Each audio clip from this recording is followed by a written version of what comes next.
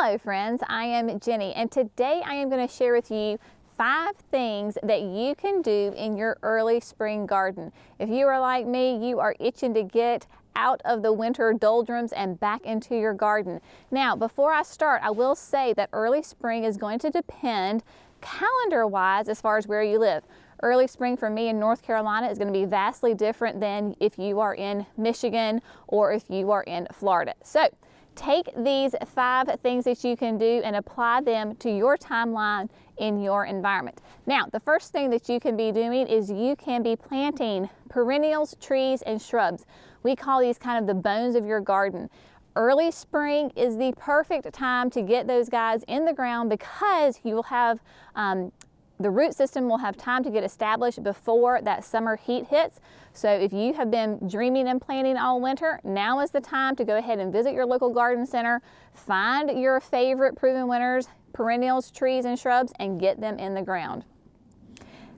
Number 2 on the list that you can be doing in your early spring garden is go ahead and get out there and prune those perennials or shrubs that you did not prune in the fall that need to be pruned before they put on new growth. For example, your perennial grasses, they need to be sheared down to about maybe 6 to 8 inches tall before they begin to put up their new green growth. So get those pruned back.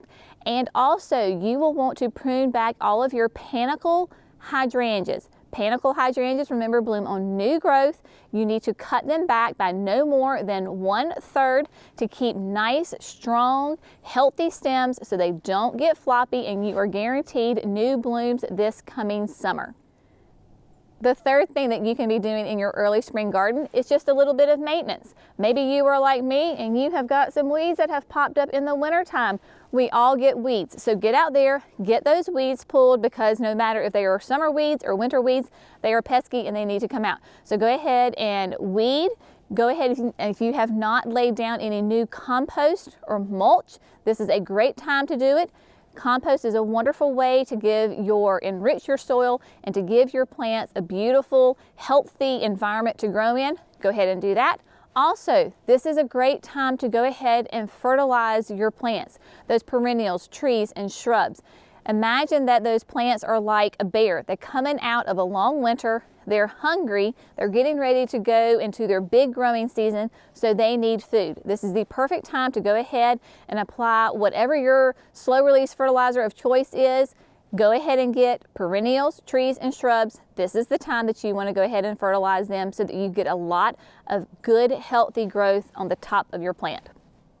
The fourth thing that you can be doing in your early spring garden, if maybe you've already started it, if you're like me, you've probably already started this. Begin planning what summer annuals you want to have in your garden. Standing here in front of my cottage garden, there are a lot of perennials that are asleep underground right now, but I also like to add a lot of annuals in here for pops of color. Go ahead and start making your list. Get out your gardening journal. Look back, what have you been inspired by this winter? Make your shopping list, start planning your annuals, so when you go to your local garden center, you have a plan in place. That way you're not overwhelmed and you can say, okay, I know that I need to get my Super Tunia Vista bubblegum. I need to get my Diamond Frost Euphorbia, so forth and so on. Get prepared before you go to your local garden center. The fifth thing that you can be doing for your early spring garden is go ahead and begin seeding your warm weather vegetables indoors. So what are we talking about? Mainly we're talking about like things that love it hot, vegetables that love to grow in warm weather. We want to start them indoors. That way you have a jump start in your garden. So your tomatoes, your peppers, your basil. This is a great time to go ahead and get them growing, get them germinated, get them growing so they get nice and strong and healthy. That way, once you get well past your last frost date, you've got beautiful transplants that you can then take from the indoors and put them directly into your garden. I hope you have found these 5 things very helpful. Get out there in your garden, get your hands dirty. It's going to be a wonderful growing season. As always, thank you so much. Y'all have a great day. We'll see you in the next video. Bye, friends.